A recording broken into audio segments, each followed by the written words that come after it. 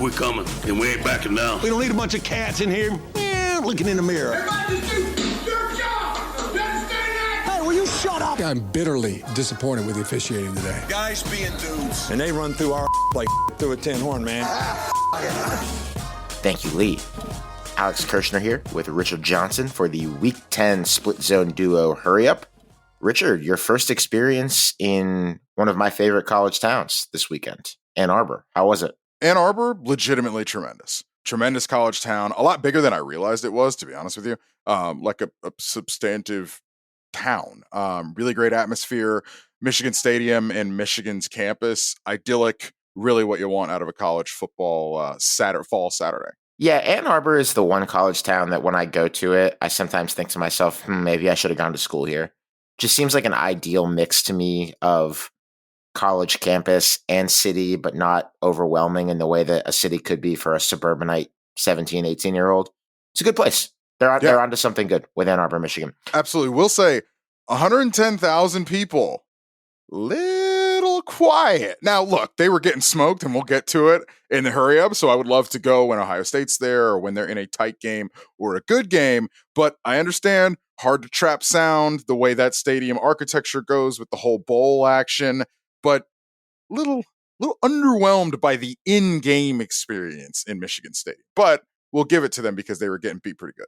As you know, if this is not your Split Zone Duo Hurry Up inaugural experience, we're going to put 30 minutes on the clock. Then we're probably going to go over it. Richard, you ready to wind it for us so we can run through this weekend in college football? The longest 30 minutes in college football podcasting starts in 3, 2, 1. Ohio State 20, Penn State 13. Well, you know, it happens apparently to Penn State again. They have lost another one of these games. And I don't know for you if it was already relegated to call me when you win one of these for Penn State, but that's about where it is for me. Penn State is the most specifically stratified team in college football. It is so clear that they are better than 136, 138, whatever FBS teams. 128 FBS teams. Oh, excuse me. Yeah, there are not 138 out of 134. It is very clear that Penn State is almost exactly the 7th to 9th best team in college football, best program in college football, and very clear that they are not in the weight class of the top hitters. What do you want me to say? It is the same thing. James Franklin is now 4-17 against Ohio State and Michigan, and continues to have just one win against an Ohio State or Michigan that was good, which was the 2016 game against Ohio State. That, goddamn, like that was a long time ago. That was about to be 2 full presidential elections ago as of this upcoming week. It's just, it does feel like, Richard, we're watching a movie on repeat with these guys. And I thought that the game-ending sequence was the perfect illustration of how they're just not quite there. To not be able to get the yard on 4 tries against Ohio State. Might have been 2 at one. It was short yardage for 4 downs against Ohio State. It was like 4th and 3. It was literally 4th and approximately. To not be able to get a couple of yards and then 1 yard. Just a tough deal to watch. People are going to be mad and are mad, understandably, at Andy Kotelnicki, the offensive coordinator. But at some point, even if you're running the same play, if you can't line up and get a yard, 2 yards with Tyleik Williams, the best defensive lineman for Ohio State, in the tent, then there is no good play call. So obviously Ohio State gets 2 goal line stops in this game, at 2 separate possessions. One of them that's one of the most incredible interceptions you will ever see. The Mike early Davison, one. Igmanosin. Yeah. Great play in the corner. Yeah, that was outstanding. And then obviously they get the 4th down stop there a little late. And then, by the way, it should not be understated that they held the ball for 4 and change minutes and iced the game. We talked about the short yardage plays that Ohio State struggled on to gain a yard or 2 yards on 3rd or 4th down high leverage plays. Guess what they did, Alex? They put the ball in Will Howard's hands for a +1 in the run game. They pressed the Will Howard run the ball button, and they got what they needed, which is huge for Will Howard, because we talked earlier this week about how he was talking cash about how Penn State didn't want him and didn't think he was good enough. Now, that's not to say Will Howard played amazingly in this game. The pick six early in the game was the only touchdown that Penn State had, significant offensive play in a way, that Penn State had in that game. I feel two kind of ways about that play. One, obviously a horrible throw. It's behind Jeremiah Smith anyway, but that's also a weird throw to have in an offense to ask Will Howard to make. You motion Jeremiah Smith out of a stack wide to where it's basically a Tennessee-esque wide receiver split for Jeremiah Smith. And then Jeremiah Smith has to run a really, really, really long slant. And the defensive back for Penn State saw it coming a mile away, picked it off and went. And also the throw was not good. It was behind Jeremiah Smith anyway. So I don't know about the timing of that play or the split or whatever. I know Jeremiah Smith has messed up a route before, causing a Will Howard interception. That's what happened in the Akron game earlier in the season. Jeremiah Smith actually admitted it. So something's amiss there. But Chip Kelly, besides that, was cooking it up in the first half. They scored on the same play on those two touchdowns. It's you motion into a bunch and you have a back to the strong sides. You basically have like 4 threats on that side of the formation. And Ohio State was able to mess up with linebackers' eyes and got 2 chunk plays, 2 touchdowns on those plays with Ibuka and Innis. Other than that, Penn State's defense played really well in the second half. Ohio State's defense also, well enough. I also think Ohio State's defense played well-ish because Ohio State didn't take any of the candy Penn State gave them, which I think is noteworthy. Because if it's one of those things where if you can line up against Penn State and now we're just playing football, what does Penn State have, right? Because Ohio State was able to line up, and besides Drew Aller's scrambles on what we thought was a bum leg and a knee brace, Penn State did not really have much on offense, Alex. No, Penn State in multiple ways didn't have much on offense. Their wide receivers, I believe, had 3 catches in this game. 2 for Harrison Wallace, 1 for Julian Fleming. The pick by Igbenogson, which was a great play, was also just not good receiver work by Wallace. Like, the ball hit his hands, Andy shoved him in the face, and he still allowed him to take an interception bouncing off his hands. It was a great pick, but also not good wide receiver defense.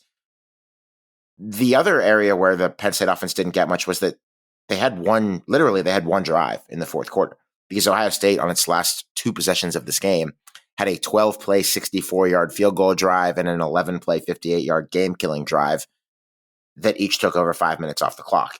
Ohio State just did the thing that, we talked about them not being able to do. And I think that might be the main takeaway, right, for like the Ohio State program building part of this, is maybe you can physically bully another blue blood program when you have to, because they absolutely did in this game. But right, and remember, as we know, they beat this Penn State team last year in a similarly fine margin game. They found a way to win. Yeah. You have to give that to them. And so, yes, while it may not be the way you want it to be in general, and it's not the way I thought it was going to be for Ohio State right now, it currently is. And I don't have the schedule pulled up in front of me, but that Indiana thing looms large in a couple weeks, and then Michigan. And then besides that, if they can get through that, we're looking at a rematch of the big one in Indianapolis. Yeah, Ohio State's going to be relevant in the Big Ten and certainly playoff pictures. I'm sure that everyone is shocked that happened. Obviously, this was the Nokian Tires Road Trip of the Week. Go to nokiantires.com/SCD. That's tires with a Y. Enter your own ideal road trip ahead of next week's games, and you will be entered to win a set of tires in a monthly drawing. Congrats to listener Noble, who won last month's. I myself went in for a car checkup the other day and was told that my Nokian tires, going on the 3rd year I've been using them, are in tip-top condition. Unsurprising, because they're Nokian tires. They offer us replacements each year. I haven't needed them because my tires are fantastic and I have no requirement of new ones. Thank you so much to Nokian tires. Richard, Oregon 38, Michigan 17. You were there. You talked about the Ann Arbor experience. The actual Michigan football experience continued to be more or less what it has been. Yeah, you know what you're going to get. Oregon's the best team in the country right now. They're certainly playing the best football in the country right now. Left little to no doubt in this game. There was a time when Michigan had a chance in this game. They get down in the red zone and then they press the Alex Orji button and run kind of a throwback to Alex Orji, who, by the way, got absolutely. I don't know if you guys could see your on TV. Fault, Richard. It was your camera. It was the CBS robot. The jib camera, which is the technical term for that crane camera that you see at these broadcasts. I mean, he got decked by that thing, and I was standing there. I was in that end zone, when it happened, and I was kind of surprised he ended up getting up. But other than that, I don't think Michigan played that poorly in the second half. But again, you know what you're going to get from this Michigan team. The script is there. Oregon is a much better team. They were 2 possessions better, and they punched it in at the end there for a little FU touchdown, which I thought was curious. By the way, also, it didn't matter here, but the replay thing is really bad. They just absolutely missed the first touchdown of the game to, I believe, Evan Stewart. And they credit it to Evan Stewart. He just very clearly drops the ball. And they called it out on the broadcast coming back from the break. And they did like a pool report deal where they asked the refs, and the refs were, and this is the protocol, the refs obviously can't really see it. So if they call a touchdown on the field, it then obviously goes to replay as a scoring play, and it's replay's job to catch it, and they didn't. We've talked about this a couple times this season. It's happened in a Sun Belt game earlier in the year where replay just didn't see it. And that is going to loom large if there are process concerns in the biggest games of the year moving forward. Don't dismiss that out of hand. This game was over from the second that not only Will Johnson was out, but Jair Hill, the number 2 corner for Michigan, was out, which I didn't realize he was going to be. And you thought, oh, Tahj Johnson's going to go nuts. Tahj Johnson got hurt, reemerged with a sling around his arm. That's a problem potentially, but in this game, Trayshawn Holden and Justice Lowe had career afternoons for Oregon because they're Oregon and they recruit well and they build depth at the skill positions, and they looked really good in doing it. But that's a big subplot to watch. You got one of the top handful of wide receivers in the country. Best weapon Oregon has, not healthy, so keep an eye on that down the line. Iowa 42, Wisconsin 10. Yeah, I mean, Wisconsin's just not that good. Like, I don't know what, like, they beat down 3 bad Big Ten teams, which was sick. But, like, we've seen this team play. You've seen this team play. Iowa dropped back 15 times in this game, threw 12 times, threw 2 picks, and won this game by 30 points. Can't have that. Yeah, no, Wisconsin ain't there. Wisconsin ain't there. Iowa could kind of quietly, by the way, worm its way back into the edges of playoff consideration, depending on how things go. There might be a 9-3 Big Ten or SEC team. There might, and they still are sitting on 3 losses. So we're going to see the Iowa defense continues to be nasty. And it does say something that for all we think about the Iowa offense, it is merely bad, not horrible this year. And that was the leap that you were pretty much looking for the last couple of years when things were floundering under the Ferentz's collective administration.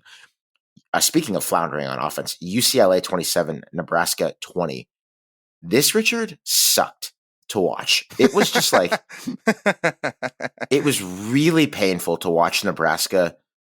They were down like 20 points in this game, and they mounted a little bit of a comeback, but it never felt like they were going to do it because the offense is just painful. There was a goal line possession when they were trying to come back in this game towards the end. They were down 2 scores where they did eventually punch it in, but watching them try to get the ball the last couple of yards into the end zone was Sisyphean. I mean, it looked like they would never do it. They finally got it in on just a running back diving over the top. And then they missed the extra point to sort of drive home the difficulty of scoring points for Nebraska this season. They've lost 3 in a row. They're still not bowl eligible. They have to beat Wisconsin, USC, or Iowa. 2 of those 3 teams are not good, and Iowa's hit or miss depending on the week. But I'm not more than 50% sure that they're going to find a win. And man, you better, because I'm not sure the Vibes could recover from finishing on a 6-game losing streak and going 5-7. Indiana 47, Michigan State 10. Richard, Indiana did trail in this game 10-0, so they at least know what it's like to play from behind. Yeah, they get down 10-0 and then rip off 47 unanswered points. So look, they are doing the first task that good teams have to do, which is absolutely bury teams that they are better than. Absent Ohio State, they do not have a team on their schedule. I believe Chris Feliga of Fox Sports tweeted, I saw this morning. Absent Ohio State, they do not have a team on their schedule that'll probably gain votes in the AP poll kind of moving forward. So look, their schedule is their schedule. You can only play the teams that are on it. They are burying the teams that are on it, which makes them the first step to being a good team. The second step we will see against Ohio State in a couple weeks. This is a reminder to save the date for Split Zone Duo and the Shutdown Fullcast live January 18th in Atlanta. Announcement about ticket sales forthcoming soon, but we wanted you to have the date. Thank you so much to Homefield for joining up as the title sponsor of that event and for sending me the extremely sick Pitt and Maryland Campus Classic pullovers the other day. Love them. Feel great. Excellent for the fall. Homefieldapparel.com. Promo code is SCD20 for 20% off your first order at Homefield. Minnesota 25, Illinois 17. Richard, Minnesota is sort of rounding into maybe the team that they were hoped to be this year and looking pretty good. I think might appear in the top 25 at the tail end after we record this. It'll be close. Yeah, you kind of do have to hand it to PJ Fleck. I mean, give it to him. I think this will probably basically end the is Illinois good portion of the season. The answer is they're fine. They're not top 25 plucky good. Darius Taylor took a while to get going this year, running back for Minnesota, but he's going now. 22 for 131 in this game. In the department of playing your way under the hurry up by being bad, Purdue almost got a win against Northwestern, but lost in overtime. That's their second overtime loss to an Illinois-based team from the Big Ten this year. Also had one of those situations against the Illini. 1-11 with no FBS wins. Very much on the table for Ryan Walters and Purdue. In the Southeastern Conference, Georgia 34, Florida 20. Richard, I felt bad delivering the news to you while you were absent of DJ Lagway's hamstring because A, he's a fun player to watch and I wish him well. And B, Florida seemed like they might sort of have this when he was playing, or at least could stay in it to the very end. But I think that was pretty much it for the Florida offense when you had to bring in the third stringer from Yale. Yeah, I'm on the field at Michigan, and so you're looking at the scoreboard and you keep seeing the score updates, from around the nation. And it's like Florida 6, Georgia 6, and it keeps going, and you're like, what is going on here? And then just like my phone, like it's the timing was rough. Because I had just texted like some Georgia friends like the eyes, and like I'm not watching the game, so I have no idea. I just see the score remains close. So I text some Georgia friends some eyes, and then my man's was like, well, DJ Lagway just got carted out. And I literally like was like, wait, what? And then like texts start flying in from friends like, oh my God, DJ, blah, blah, blah, blah. Florida acquitted themselves very well in this game. Again, Florida had been getting better over the course of the season. This was the measuring stick to see how much better they really were. Georgia might have a Carson Beck problem, by the way. And yeah, can I ask you about this? Not even necessarily a Carson Beck problem, as it is a not Brock Bowers problem. Yes, they don't really have an easy button in the passing game, which is what Brock Bowers was. Remember, they get in a rock fight against Auburn last year, and Bowers basically pulls them out of the jaws, pulls them out with the jaws of life to win that game. So they they were playing with fire, but that last year was not a mirage. Like Carson Beck was good last year. I don't want to pretend that he wasn't. But they just don't have it. I mean, 2 of those interceptions are horrible throws that he had yesterday. He's thrown 11 picks in 5 games. I have not sat there and charted all 11 of them. I'm sure that some Georgia fans have, but I've seen a lot of them. Most of these are not a bad break, ball bounced to someone, picked them off. The third one was. He was getting hit as he threw. That was one of the 3, yeah. Yes. But most of these interceptions that he's thrown, averaging more than 2 a week for 5 games, have been not the good kind. They've been the bad kind of interception. I don't know. Definitely a thing to watch with the Georgia Bulldogs. South Carolina 44, Texas A&M 20. What an impressive physical ass kicking delivered by South Carolina against a team whose certainly defensive front everyone in college football fears. This was great stuff by the South Carolina offensive line, paving the way for that run game, by Lenora Sellers to get out of trouble when he was occasionally under duress in this game. And ultimately, just a complete team program domination for Shane Beamer. Really impressive stuff. Yeah, the annual blowout by South Carolina over at least a decent team. They did this over Tennessee a few years ago, as you will remember. Obviously, quarterback gets hurt in that game. You remember.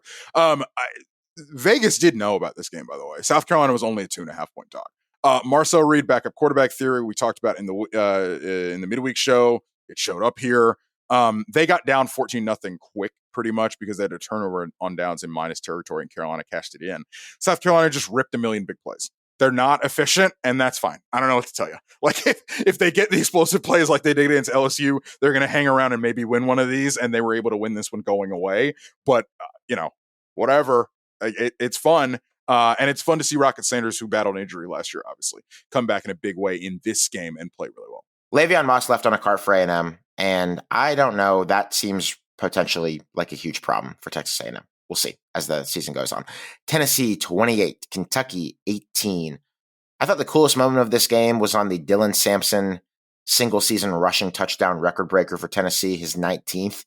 The play wound up with all 10 of his teammates shoving him over the goal. And you don't see a lot of all 10, including the quarterback, on the shove, but you did here.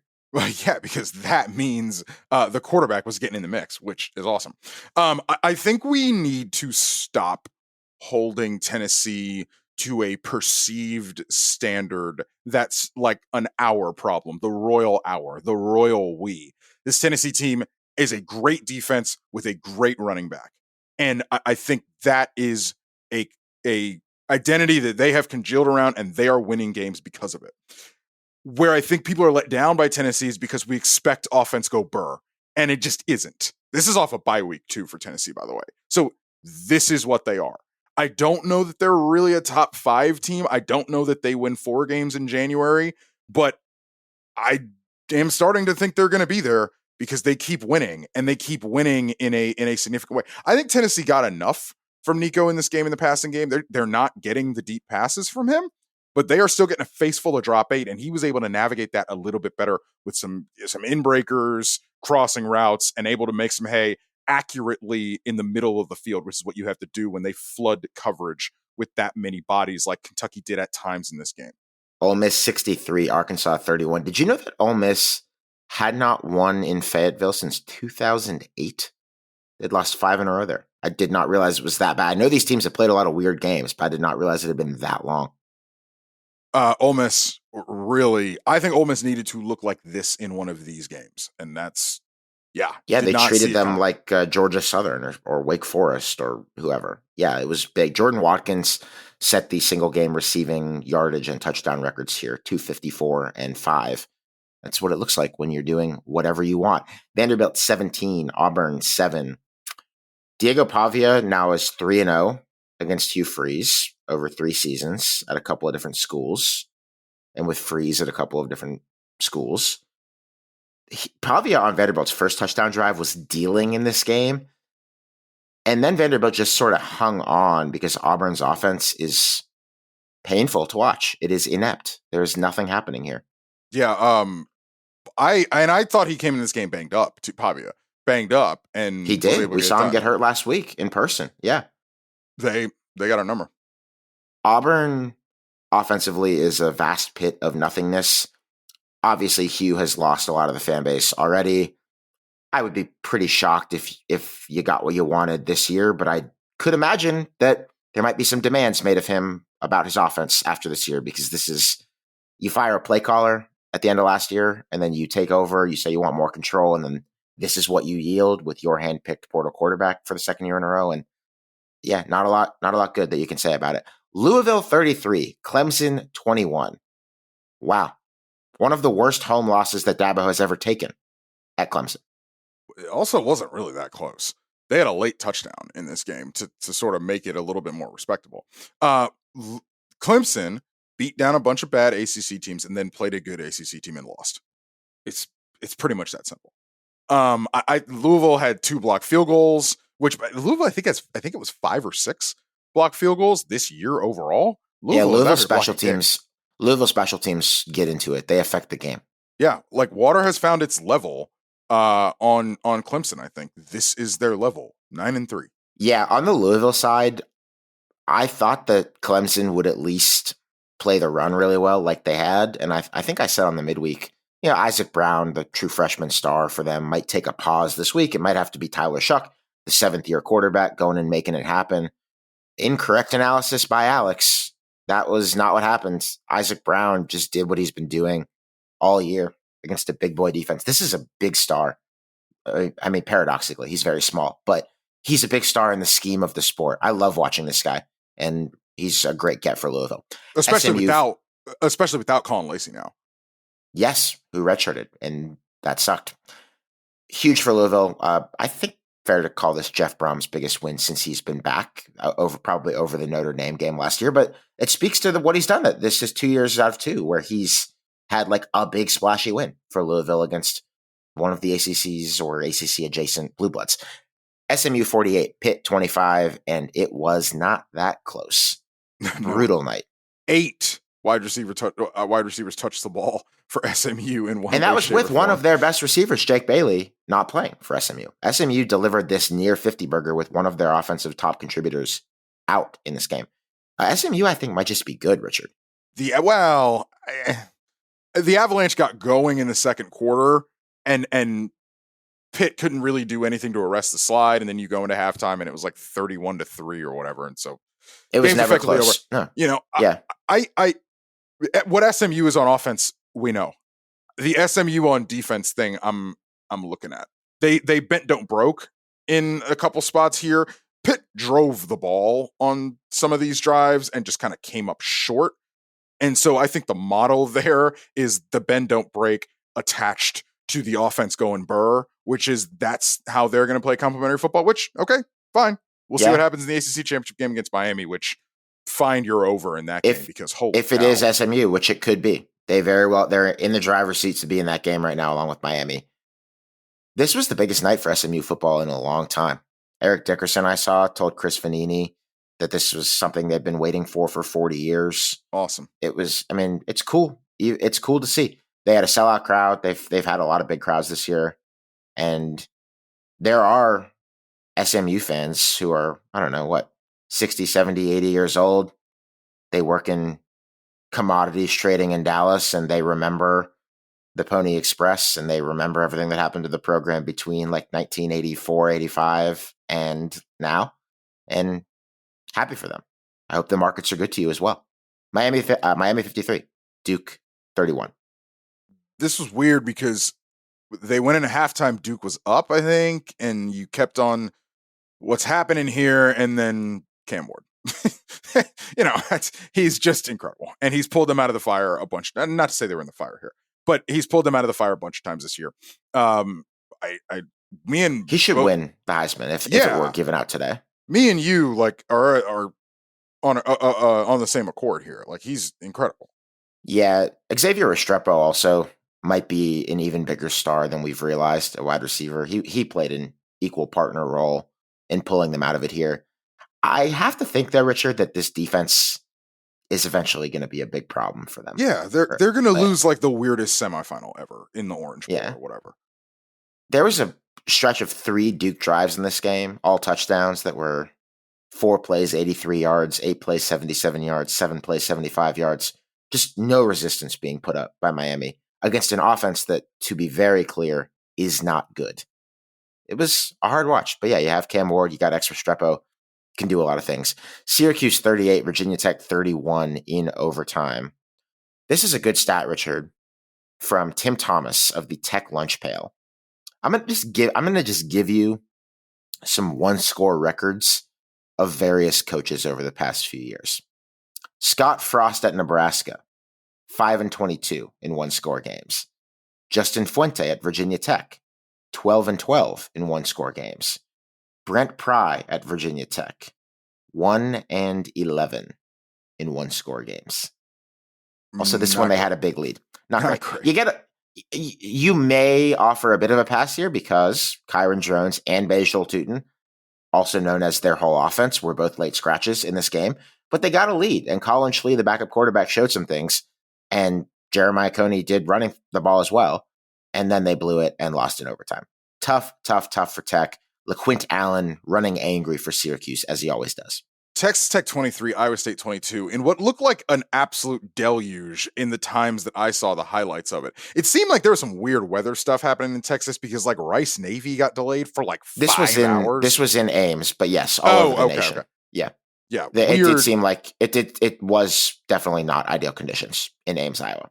Yes. Iowa State, and I don't know, man. Texas Tech, we thought a thing about Texas Tech in the first quarter of the season, the first third of the season.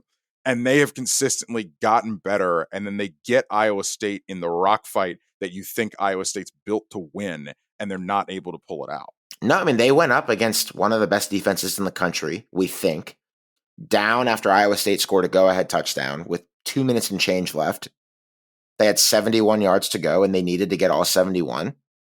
And they got it on a Tahj Brooks direct snap. Tahj Brooks, 8 100-yard games in a row.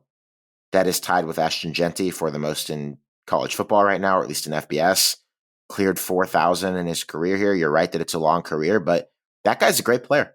They have a great, great player at Texas Tech. First down and 10 at the Kansas State 41-yard line after the 15-yard penalty. Sanford stays in at running back. Fake the handoff to him, keeping himself. Zion Chris up the middle, into the secondary. He's going to score!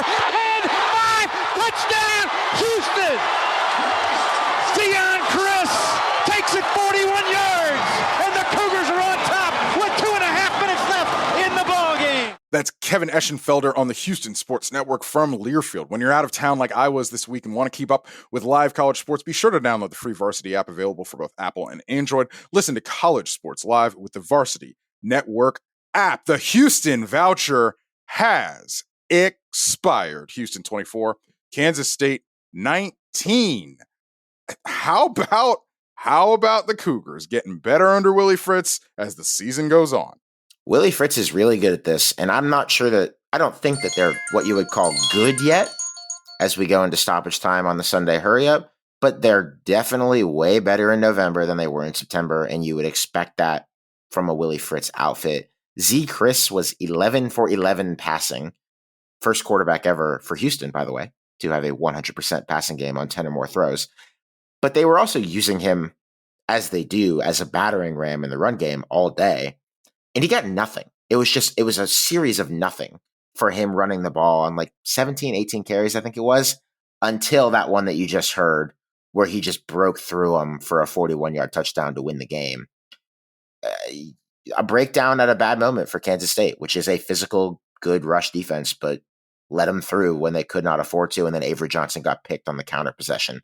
It's a tough one for K-State. They got a little bit of a cushion because of the game that we just talked about, like with Iowa State also losing, but the situation in the Big 12 has shifted in the favor of BYU and Colorado on their bike. You know how we used to do the circle of suck for that ACC Coastal Division, right? Where like everybody just kind of eats everybody and figures it out. Well, absent BYU coming home here with Holy War, Kansas, and then their now expired Houston voucher as well, we will see if BYU can get through this unscathed. Got a feel for Brett Yormark this morning. I don't know that they get an at-large team in the dance, to be honest with you. Dude, I have a bit of a concern that because of Clemson losing and these results for Iowa State and Kansas State, that we're looking at 9 teams from the Big Ten and the SEC. We'll see, because like if Alabama loses next week to LSU, I don't want to do this right now, but we'll see. And I think that it's the question. I think may need to. I don't think it comes up here, but like it's the top, the 5 highest ranked conference champions. Like it. All right. Like you don't. Are you suggesting that Boise could jump them and they could make the Big 12 team like a lower seed? Is that what you're saying? Absolutely. Interesting. It ain't a guarantee. And Boise State's a top 10 team. So I don't like. I haven't done my rankings yet. I haven't sent them from my rankings, but I don't have Boise sitting at 12 right now. Boise does not have to be 12. No, it's just assumed that the G5 team will be because of committee behavior in the past. But no, there's no law. There's no law that says that the top G5 champ cannot be ranked ahead of one of the power conference champs. That would obviously be the Big 12 or the ACC, the Big 12 specifically this year. But interesting theory. I don't know if I'm there yet, but I'm intrigued by what you're putting down. Baylor 37, TCU 34. Very into Baylor's offense. Bryson Washington is good. Offensive line shoved TCU around here. I think I'm all the way there that they should keep Dave Aranda and just try very hard with their collective to not let their roster get picked apart, because there will be people out for that offense because there are a lot of good players on that offense. But if you can keep him and you can keep the players, a handful of them in particular on offense. I see no reason why this team could not make a run for the Big 12 next year. Had to have it, and they did. The personification of this game is the end when they're trying to center the ball for a long-ish field goal, and Bryson Washington runs into the pile, and they push it 10 yards forward, and then it becomes a medium field goal, and they kick and they win. They're tough. TCU, though, Richard, you have it in our notes, the Sonny Dykes conversation next year? Next year, if this keeps going like this next year, I think we're going to start to have a conversation. Conversations about conversations. That's where we are with TCU. In the Mountain West, Boise State 56, San Diego State 29. I was right that San Diego State did kind of make Ashton Jeanty work for it, but 31 for 149 is sort of all in a night's work for him. That's what it looks like when he gets frustrated, which he definitely did in this game. Yeah, because he had not this in the first half. He we wasn't getting it in the first half. That's 2 teams in a row, by the way, that have made him sweat a little bit before getting across the line in the marathon. Army 20, Air Force 3. Weird things happened in this game last year when Army came into it as an 18-point favorite and beat him out by 20, but it did not happen this year. But once the game started, now before the game started, Bryson Daly is a very, very, very late scratch. In pregame warmups, scratch for an undisclosed illness/injury. But Army's still good enough to make it work. They have North Texas and then Notre Dame. So, all right, with Army. Let's see it here. That Army Notre Dame game is going to be some 1946, 1947 type shit. Back to when that was the biggest game in college football. 2 of the best programs. Do you know where it is? Probably a neutral site, right? Do you know what neutral site it is? No, you're going to tell me though. I hope. Yankee Stadium. Wow. So, that is, yes. Man. So dude, that is some American stuff right there. I am expecting to play a home game that weekend at Yankee Stadium. Yes. It's funny. I just pulled that out of my ass when I was like, that's some 1946 stuff. Yeah, I know. That's what I know. Yeah. Yeah. In 1946, they were playing in a famed 0-0 tie at Yankee Stadium when they were both on top of the world. That's a funny coincidence. I actually did not realize that when I said it. Elsewhere in the American Athletic and elsewhere in the service academies, Rice 24 with an interim coach. Dude, Navy 10. Navy as a 10-point favorite, by the way. What the hell? Yeah. That's it for Navy as it relates to the playoff. The interception bug has gotten Blake Horvath, who was chucking it very well in a more pass-heavy Navy offense this year, threw 2 in this game, 1 on Navy's first play, which set up a Dean Connors touchdown for Rice. And Navy's still having a nice year, but yeah, that will definitely do it in terms of Navy's discussion for the college football playoff. UTSA 44, Memphis 36. Speaking of discussions for teams in the college football playoff, Richard, perhaps going by the wayside. Yeah, it's what's done is done here. UTSA, weird team, certainly not a good team. Memphis can't have it here. I don't know if you saw the replay, but one of Memphis's players apparently got hurt doing the Ronaldo Sue celebration in the end zone, which you don't love. Well, hey, but you have to celebrate your victories in this life, or what's the point of having them in the first place? For UTSA, this is a nice win. Jeff Traylor was doing the thing earlier in the week where he was complaining to reporters about how much more NIL money Memphis has than UTSA, which I don't doubt because Memphis has the FedEx bag to the tune of millions of dollars a year coming from a public company into their NIL coffers. So no question that Memphis has a way more expensive roster than UTSA. And then UTSA goes out in a year where UTSA ain't good and beats them up in the way that Memphis loses these games. They scored a ton of points. They scored on their first 4 possessions, Memphis did, but UTSA scored on 4 or 5. And UTSA had some takeaways later in this game. They had one where a Memphis receiver caught a pass and it was just stripped from him as they were falling to the ground in a very nonchalant looking way. Memphis loses these games the same way every year.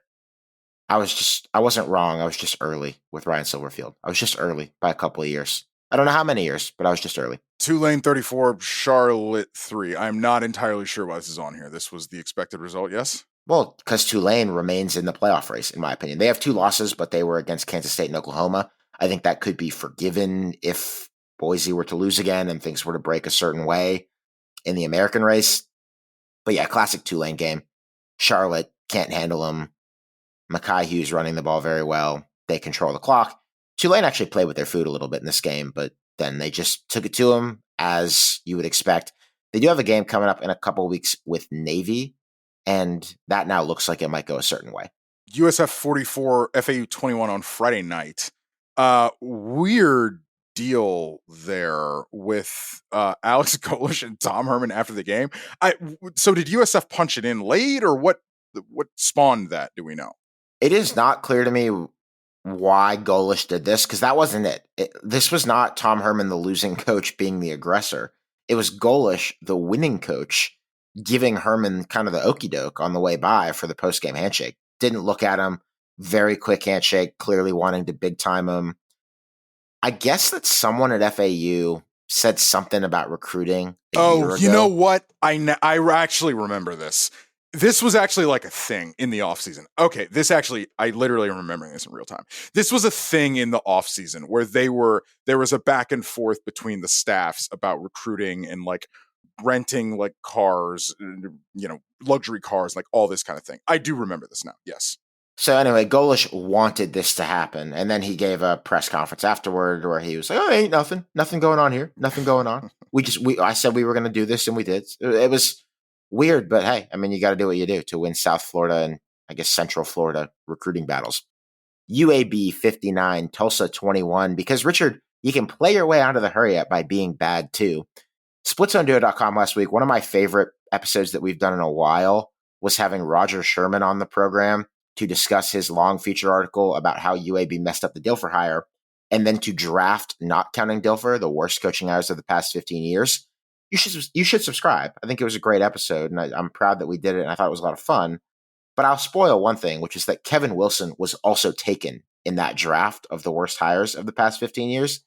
And you can see why Kevin Wilson was taken in that draft. Backup quarterback theory here, by the way, from Tulsa. Louisiana 23, Texas State 17. That is your playoff contention, Louisiana Raging Cajuns. I mean, a little bit of an outside chance, but like that's kind of how the system works. 7-1, and definitely the only team in the Sun Belt that has any chance at all. Michael Desormeaux has really gotten it rolling in his third year after taking over for Billy Napier. This moved this series to 12-0 all time for the Cajuns, which you wouldn't expect, but Texas State just cannot beat these guys. They blew a lead against them and lost last year as well. I think you have to, you're right, keep Louisiana in play. They're on the edge of the board, but they're alive for the 12 seed. Yeah. Georgia Southern 34, South Alabama 30. I audibly gasped when I read the final score when I looked it up this morning, because I saw the score at one point during the third quarter last night when South Alabama was certainly taking care of business. Then the Eagles pull off a 20-point comeback. They have a long touchdown. They recover the ensuing fumbled kickoff, cash that in, score in the fourth. And then South Alabama, which got all the way to the red zone and looked like they were potentially going to have not a miracle, but a nice ending here, gets sacked off the field on 2 consecutive plays. Georgia Southern wins. App State 28, Old Dominion 20. App was down 10 with 4 minutes left in the second quarter and then came back and overwhelmed Old Dominion in Boone. Somebody has to win the Sun Belt East. I have no clue who that is going to be. For the moment, it might be Marshall that is in the best spot to win this division. They beat ULM 28-23. The big thing from this game was a coach meltdown on the field. The ULM offensive line coach going full. Yeah.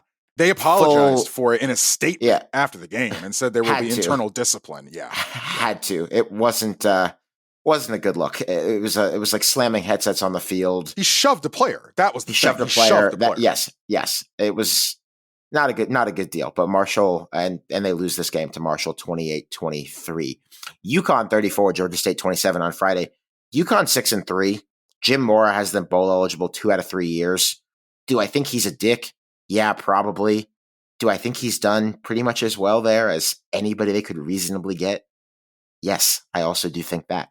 Toledo 29, Eastern Michigan 28 in Ypsilanti. Eastern Michigan has a Hail Mary basically to get, you think, to tie the game, but they go for 2 and the win, and they fail the 2-point try. Shout out to our the artist formerly known as the Split Zone Duo Trans Am tier of membership. They were in Ypsilanti. I am currently staying in Ypsilanti, which is right next to Ann Arbor. Went and hung out with them Friday night, said hey to the crew. They are great supporters of what we did here and do here at Split Zone Duo. Yeah. Really appreciate them. And they brought our flag to the game. That was so nice. Of a game. Apparently bought what passes for a luxury box at Eastern Michigan, which I believe came with 2 catered Little Caesars pizzas. Sources tell me. That is extremely Michigan. Love that. Do you get if Eastern has a game the same day as Michigan, you probably get Michigan game day traffic at Eastern, right? Aren't they they're 7-10 minutes apart? No, yeah, it is 15 minutes from my hotel to Michigan Stadium. And I am staying in Ypsilanti. Yeah, but the Eastern game I want to say was at noon. I want to say the Eastern game was at noon, and Michigan obviously was at 3:30, so it was fine. In the Conference USA midweek slate, Jacksonville State 31, Liberty 21. Things have de-escalated quickly for the Libs. Their season has gone the way of the dodo. Jacksonville State is a team to pay attention to again. They started 0-3 in the non-con. Coastal, Louisville, Eastern Michigan just mentioned, and that was in 2 overtimes, was their 3rd loss. But they have been the best in class this year in Conference USA. They are undefeated in the league. They are winning every week by a ton. This was their closest game, and it was a 10-pointer, and it was against the program that you generally regard as by far the strongest in CUSA. Offense for Jacksonville State is among the best in the G5. They have this running back, Trey Stewart, who I was watching some of this game, I think could play a lot of places. A lot of places. They have a really serious running back at Jacksonville State. I bet he's gonna next year, considering how college football works. Yeah, he's been the number 3 running back in the G5 this year behind Jeanty and Hughes at Boise and Tulane. He's a Division II transfer who I think has one more year of eligibility as a senior. He's currently a senior, but I think he has one more year, though you never know in this economy. Rich Rod is still doing his zone read and power counter read stuff very effectively. The classics never go out of style, baby. 30 years after he accidentally invented the zone read at a practice at Glenville State College, he is still doing it like he did it with Pat White and Steve Slayton, with Trey Stewart and the quarterback Tyler Huff at Jacksonville State. Yeah, the classics never do go out of style. We'll see you next week.